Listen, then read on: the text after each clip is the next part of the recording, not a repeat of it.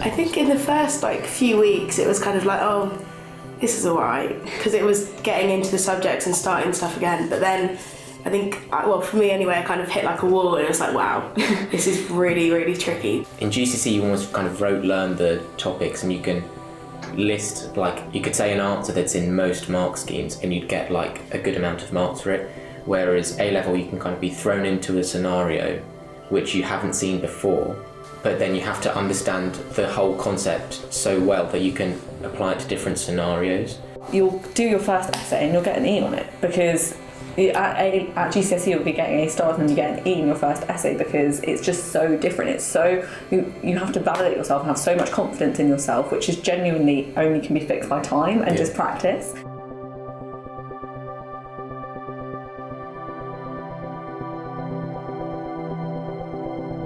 And the only time I really found myself kind of getting a lot better at it was when I just thought, all I can do is be the best I can, and I actually devoted time to self-improvement and just ignored where I stood relative, because there's always going to be someone there.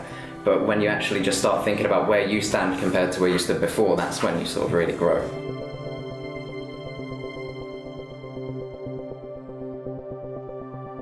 You should take what you're given in lessons and do your own research and go and expand on that. And compared to GCSE is just, I would say not just, but remembering and then write it down on paper. A-levels is completely different, isn't it? You have to completely understand it and then apply it to a real life situation.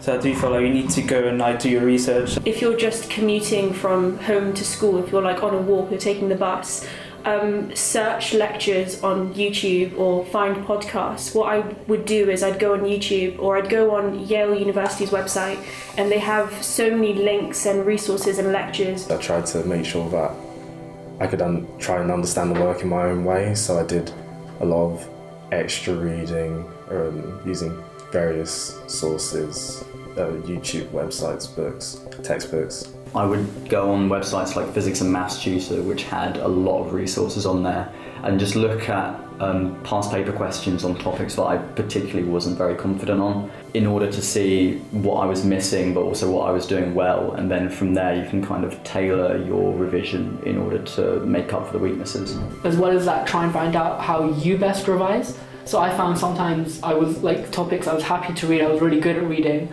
and I found I could learn a lot from reading it. But then other topics, I needed a video, I needed audio, and that is how I understood those. I think the best way for me to study was to go through those notes again and redo them and redo them and redo them, find out what gaps I'm missing and try to plug the gaps, because when you get to A-level you need a broader understanding of your subject outside just what you're taught anyway.